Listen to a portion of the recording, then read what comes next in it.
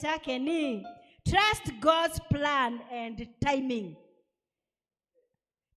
Trust God's plan and timing. Hallelujah. Maana tuko katika kipindi ambacho was well timed. Amen. Napenda tusomewe maandiko katika kitabu cha Luka 1 mstari wa 5, wa 6 na wa 7, kisha tutaendelea. Luka 1 mstari wa 5, wa 6 na wa 7, kisha nitawaambia vile tutaendelea. Napenda msomaji wetu kaweze kutusomea. Luke 1:5 and 6. Maandiko inasema hivi: zamani za Herode mfalme wa Uyahudi, palikuwa na kuhani mmoja jina lake Zakaria, wa zamu ya Abia, na mkewe alikuwa mojawapo wa uzao wa Haruni, jina lake Elizabeti. Na wote wawili walikuwa wenye haki mbele za Mungu, wakiendelea katika amri zote za Bwana na maagizo yake bila lawama. 7. Nao walikuwa hawana wa mtoto, maana Elizabeti alikuwa tasa, na wote wawili ni wazee sana. Haleluya. Amen. Maandiko imetuambia ati kulikuwa na mtu katika enzi za Herodi, mfalme wa Judea. Amen. Amen. Nilikuwa najiuliza, na mbona waanze kuintroduce Herode kwanza? Ni kwa sababu katika katika scriptures ambazo zitaendelea tutamuona Herodi mahali pengine akimanifest, lakini itakuwa too late. Praise God. Amen. Tunaambiwa ya kwamba katika enzi hizo za ufalme mbaya wa Herode, kulikuwa na mtu ambaye alikuwa ni kuhani, jina lake Zakaria, ambaye alikuwa katika division ya Abija ama kitengo cha Abija, na mke wake aliitwa Elizabethi, na walikuwa ni wa ukoo wa Aaron. Hallelujah. Amen. Bwana asifiwe. Amen. Kuna kitu huwa nafuatilia kinaitwa genealogy. Hapa tunaambiwa hadi ukoo wa akina Zakaria na ukoo wa akina Elizabethi. Haleluya. Amen. Nikajiuliza swali lingine, mbona washinda wakituambia alikuwa wa ukoo gani?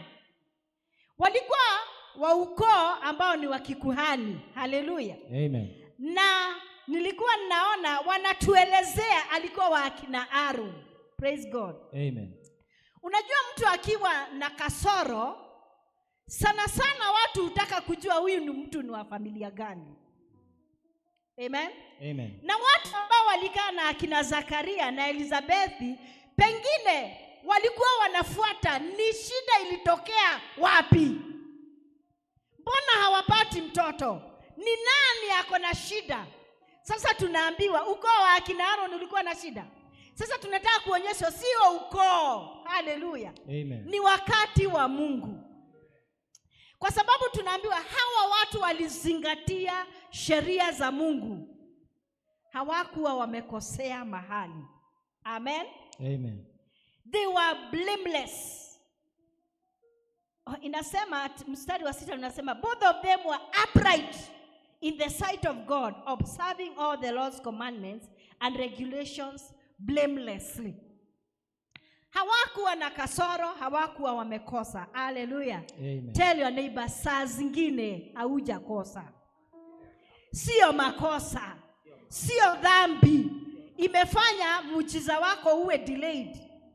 Ni wakati wa Mungu unangojewa. Hallelujah. Tap somebody, mwambie wakati wako unakuja. Mwambie na ukija kitaeleweka. Nilikuwa naangalia hao watu ambao walikuwa wamezingira hiyo familia. Ndio iandikwe ukoo wa akina Elizabeth, ukoo wa akina Zakaria. Hawa watu walikuwa wamesumbua hii jamii sana. Praise God. Amen. But these people, they were upright. Amen. Amen. Watu ambao wamepitia katika situation kama hii, kuna advisors wengi sana. Wengine wanakuambia sijui uchinjie kina nani, sijui ni mbuzi gani ya hukutoa ndio sababu hampati watoto, ama tumia hii dawa, enda kwa huyu, tafuta huyu, enda uombewe hapa. There are so many advices, but these people did not go to seek any advice from anyone. Tunaambiwa they were upright. Hallelujah. Amen. Tell your neighbor, stick there. Kaa hapo kwa mpango wa Mungu. Amen. Amen. Verse 11 inasema, hebu tusome verse 11 hadi 13. Akatokewa na malaika wa Bwana, amesimama upande wa kuume wa madhabahu ya kufukizia. Zakaria alipomwona alifadhaika, hofu ikamwingia. 13. Yule malaika akamwambia, usiongope Zakaria, maana dua yako imesikiwa, na mkeo Elizabeti atakuzalia mtoto mwanamume, na jina lake utamwita Yohana. Hallelujah. Amen. Tunaona ya kwamba Zakaria alikuwa ndani ya nyumba ya Bwana akifanya kazi ya Bwana. Kisha mara tu malaika akamtokea akiwa upande wa kulia. Hallelujah. Amen. Tell your neighbor, on your right hand there is an angel with your message. Ala, ingekuwa mimi ningepokea. On the right hand side there is an angel with your message. Hallelujah. Amen. Tunaambiwa malaika alimwambia usiogope, kwa sababu Zakaria aliogopa. Aliambiwa usiogope, maombi yako imesikika. Nikaanza kuangalia Zakaria, pengine alioa akiwa na miaka 20 tuseme. Akaomba mwaka wa 21. Akaomba mwaka wa 22. Akafikisha miaka 50. Hakuna kitu kimefanyika. Sasa mke wa Zakaria, Elizabeti, akawa pengine aliolewa akiwa na miaka 18. Akangoja mwaka wa 20. Akangoja akiwa na miaka 30. Akangoja akiwa na miaka 50. Haikuwezekana. Praise God. Amen. Na maandiko inasema ati Elizabeth alikuwa amepitisha kiwango cha kupata watoto. That means alikuwa 50 and above. Tell your neighbor, are you 50 and above in waiting? Umengojea miaka zaidi ya 20-30. There is an angel at the right hand side with your message. Na anasema usiogope. Hallelujah. Amen. Tusome verse 13. Tusome verse 17 tafadhali.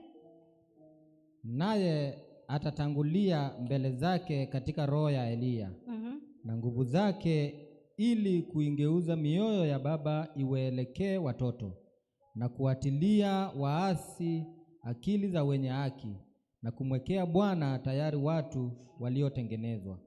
Amen. Hapa tunaambiwa kazi, Zakaria ameambiwa watapata mtoto, na sasa anaambiwa kazi ambayo mtoto ataifanya. Hallelujah. Amen. Nilikuwa ninaangalia hawa wazee wawili. Praise God. Amen. Wazee wawili, malaika amesema watapata watoto, ile kuangaliana ilikuwa kwa hiyo nyumba. Do you think it is possible? Kitu ambacho kinifurahisha ni kwamba they were given instructions, na wakaambiwa mtoto, hatima ya huyu mtoto. Praise God. Amen. Kwa hivyo huyu mtoto hangezaliwa 20 years before. Hangezaliwa 3 years before. Hangezaliwa 1 year before.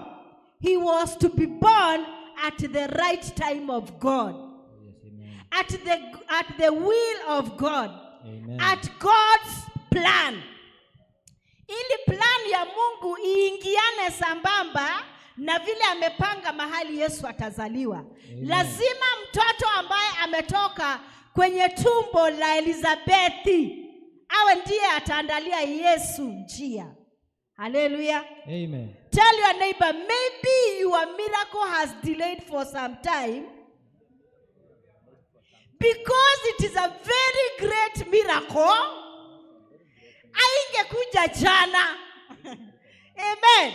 Amen. So these people wakawa wameambiwa mtoto hatima yake ni gani, ya kwamba ataandaa njia. Amen. Ya Mwokozi wetu Yesu Kristo. Hallelujah. Amen.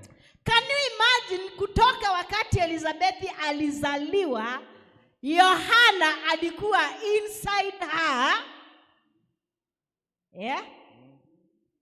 Walikuwa wameomba, maombi ilikuwa imesikika, kwa sababu malaika anasema maombi yako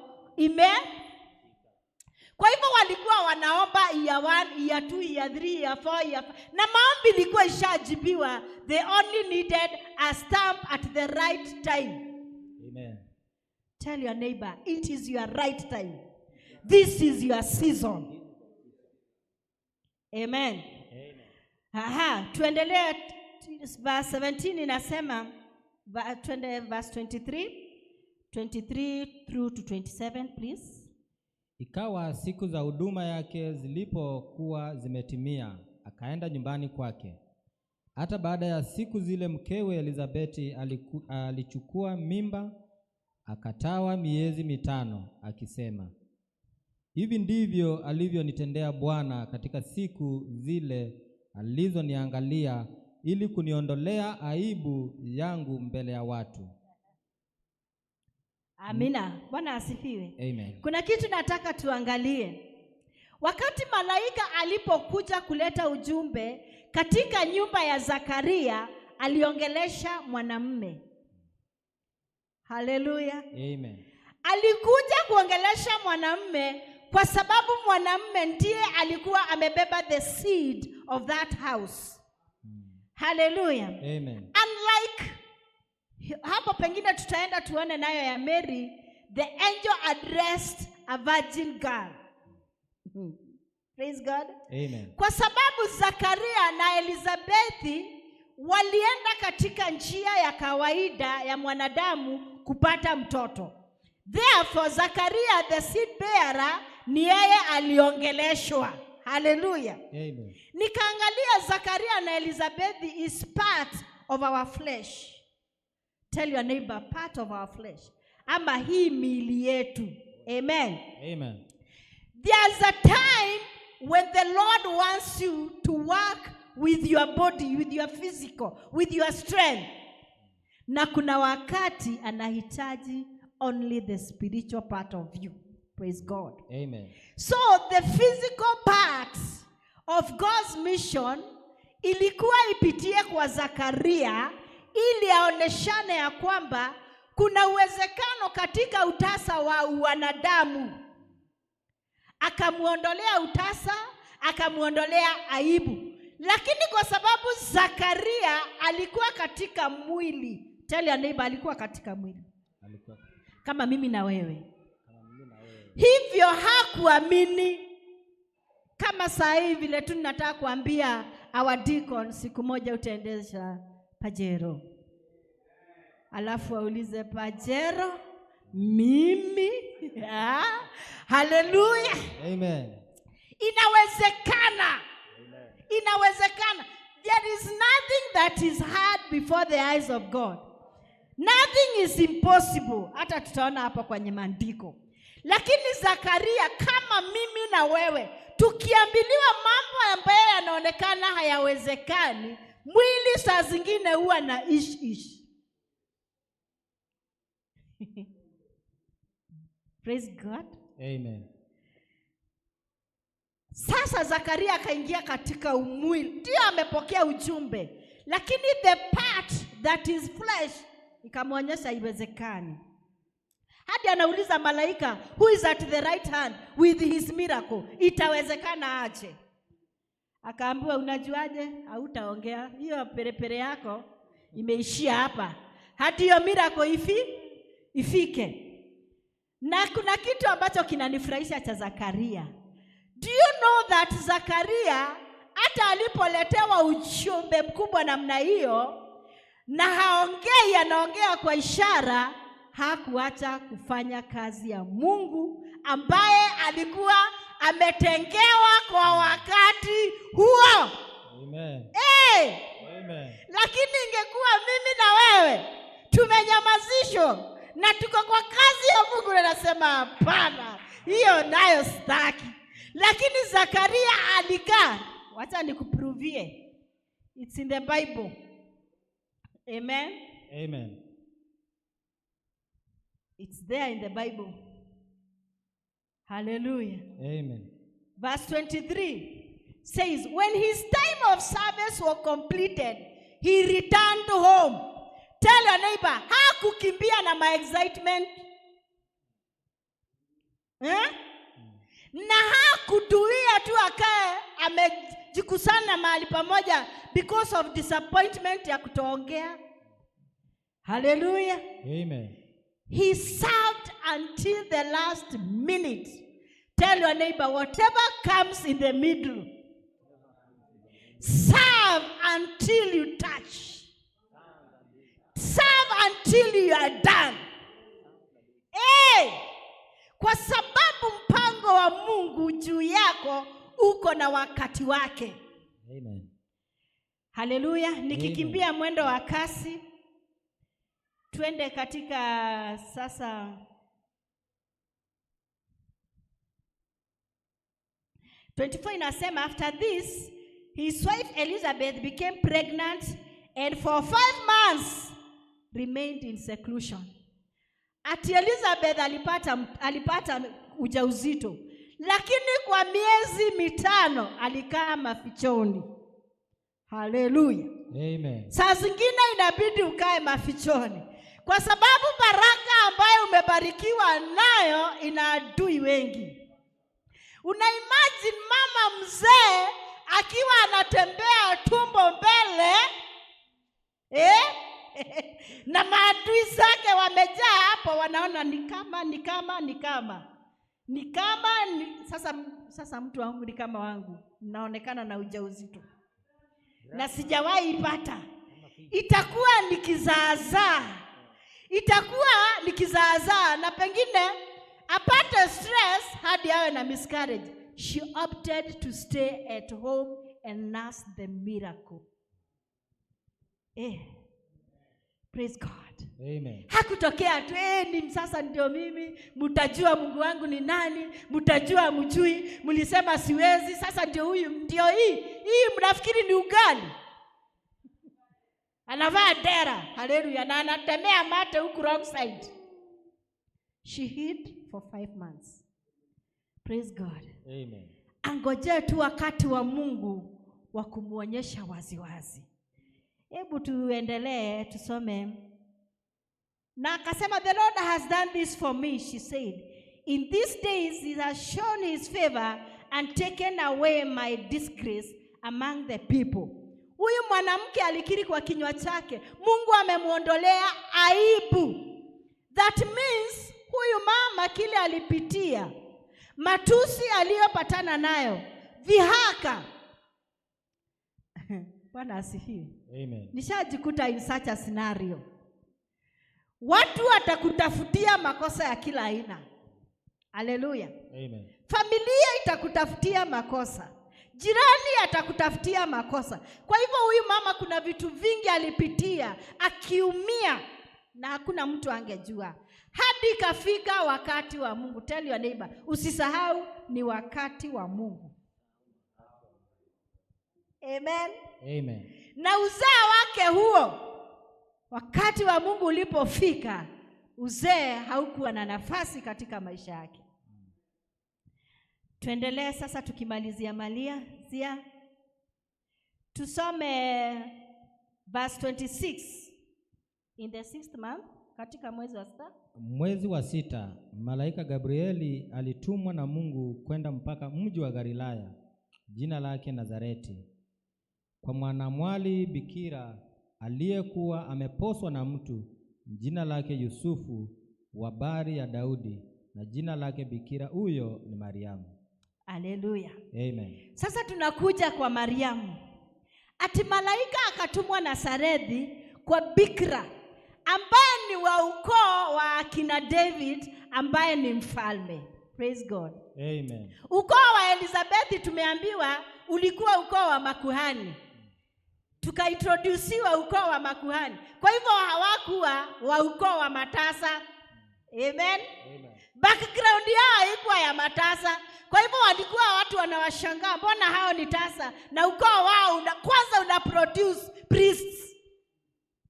Haleluya. Amen.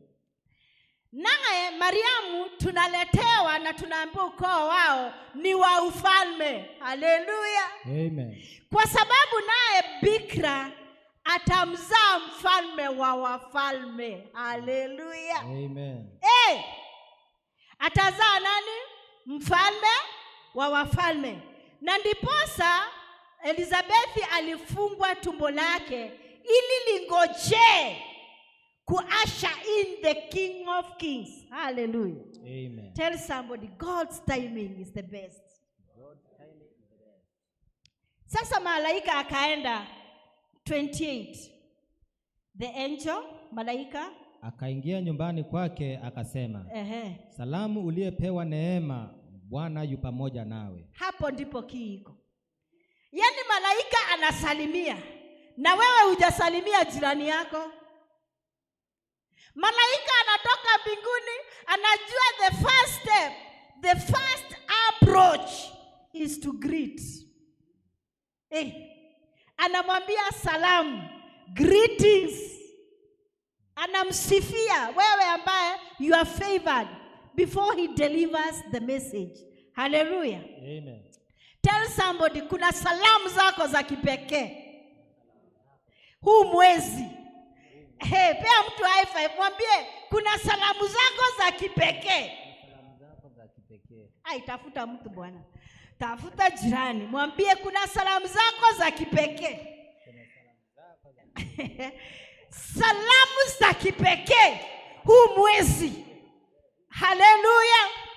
Amen. Because there is an introduction of good news in your life. Malaika hajaenda tu atipua, unajua nini utazaa mtoto wa Roho Mtakatifu na hivyo nimeenda. Alikuja akasalimia, kisha akamsifia, you the favored one, mama wa Bwana wetu Yesu Kristo. Hallelujah. Amen. Huyu msichana alikuwa bikira. Hakuwa ameonana na mtu mwingine yoyote. She was preserved to bear ama kubeba Mwokozi wetu Yesu Kristo. Nilikuwa sasa naweka wote Zakaria, the familia ya Zakaria na bikira Mariamu ambaye anangojea kuolewa, ambaye ameposwa, ambaye hahitaji mtoto for that particular time. Tell your neighbor, hahitaji hata hajaolewa. Lakini hapa kuna walioana wakakaa hizo miaka zote hawana mtoto. Hallelujah. Amen. But the miracle comes for them through the angel. Mariamu, hallelujah. Amen. Mariamu alipoambiwa na malaika, aliposalimiwa, hallelujah. Amen. Aliposalimiwa na akaambiwa, you are the favored one, na usiogope. Hata Zakaria aliambiwa asiogope. Si hata yeye aliambiwa asiogope. Sasa nilikuwa ninaangalia maisha ya Mary, mtu ambaye ameposwa, hajaolewa, ako na ujauzito. Unlike Elizabeth being very proud, ama being very okay with the pregnancy and it being a miracle, angetokea mbele za watu. Lakini Mary alipitia changamoto nyingi hadi za mume wake Yusufu. Amen. Amen. Maandiko inatuambia Mary was greatly troubled at his words and wondered what kind of greetings this might be. But the angel said to her, "Do not be afraid, Mary. You have found favor with God. You will be with a child and give birth to a son, and you are to give him the name Jesus. He will be great and will be called the Son of the Most High God. The Lord God will give him the throne of his father David." Amen. "And he will reign over the house of Jacob forever. His kingdom will never end." Mary akauliza, "How will this be?" Mary asked the angel, "Since I am virgin." The angel answered, "The Holy Spirit will come upon you, and the power of the Most High will overshadow you. So the Holy One to be born will be called the Son of God. Even Elizabeth, your relative, is going to have a child in her old age, and she who was said to be barren is in her 6th month. For nothing is impossible with God." Mary answered, "I am the Lord's servant. May it be to me as you have said." Then the angel left her. Nilipokuwa nafanya introduction, niliwaambia kwamba wakati Zakaria aliambiwa, alikuwa na sababu nyingi za kuona ni kama haiwezekani. Naye bikira ambaye haingewezekana, haleluya, anasema ati na ifanyike kama ilivyo mapenzi ya Mungu. This girl was not spoiled physically, spiritually. She was for the Lord through and through. Alikuwa amejitolea kwa Mungu na kila kitu chake, fikra, mwili, kila kitu. Alijipeana akasema, "Let the will of God be done upon me." Praise God. Sasa nilikuwa ninaangalia Zakaria na umwili wake, na ni malaika the same alitumwa, amekataa. Sio kukataa, amekuwa na tashwishi. Mary, who is not even asking for a child, hallelujah, amepata mtoto. Na nikaangalia kidogo sheria za Jews. Mtu angepatikana akiwa na mimba nje ya ndoa, hukumu ilikuwa kupigwa mawe afe. And Mary knew the law of God. Alijua sheria zilizofaa kufuatwa, lakini hakuweka maanani ya kwamba akiwa na mimba atapigwa mawe. Praise God. Amen. Tell your neighbor, why do you speculate? Kwa nini unafikirianga atukifanya kazi ya Mungu utapata vita? Ama kutaenda vibaya? Ama unajua vile kunaendanga? Mary alijua sheria, but she said, "May the will of God be done." Because she was in the Spirit of God. Yeye namsimamisha kama the spiritual part of us. Na kama vile tulifundishwa hapa siku nyingine ya kwamba mwanamke aliumbwa kuwa msaidizi as the Holy Spirit. So Mary was ready to be a helper in any way, in all ways, according to the will of God. So where am I heading with these two scriptures? Naona wakati wa Mungu unaweza ukawa umechukua muda, lakini his plan is still intact. Na maombi yako imesikika. Tell your neighbor, maombi yako imesikika. Maombi uliyoomba kwa muda mrefu umengojea, the time is now. Na yale ambayo huko umetarajia kama Mary the mother of Jesus, the greatest of all miracles is at hand. Hallelujah. Amen. Are you ready to receive it? Amen. And what happened? Mary alipojua ya kwamba amepata ujauzito wa Roho Mtakatifu, alienda kwa Elizabethi. Amen. Amen. Akaenda kukaa na Elizabethi kwa sababu she went to a person who have the same situation, the same ministry. Na alipofika kule kusalimiana, tena salamu ndio hizi. Ambia jirani yako, salamu are very important. Walipotusalimiana hivi, watoto wakaruka ndani ya tumbo zao. It was a sign of commitment. Na maandiko inaniambia kwamba John was filled with the Holy Spirit from kwa tumbo ya mama yake. So he was already filled with the Holy Spirit. Wakati Yesu alipomtembelea Yohana wakiwa ndani ya tumbo za mama zao, lazima wangefurahiana. Praise God. Amen. It was a stamp. Oho, siwe unakuja mbele yangu, si utanitangulia, niko nyuma nakuja, enda uandae. It is okay, let us do it. Hey! Anaangalia hao watoto, they were communicating something. Because one was conceived of the Holy Spirit, and the other one was conceived through the word of God. Hallelujah. So what do I mean? Namaanisha ya kwamba God's plan has a time frame. Inaweza take long, ama inaweza kuwa impromptu. Inaweza kuwa just by a twinkle of an eye, and here is a miracle. Today, as I finish, may the Lord meet you at the point of your need. As we enter this Christmas, hallelujah, Mungu apatane na mahitaji yale ambayo umeombea, ameyasikia. Hallelujah. Na yale ambayo hata hujawahi fikiria, kama the Mary, mother of Jesus, ikakufanyikie katika maisha yako. In the name of Jesus. Napenda kumwalika mchungaji wetu aweze kutumalizia. May the Lord bless you as you still continue to trust God's plan and timing. Karibu mchungaji.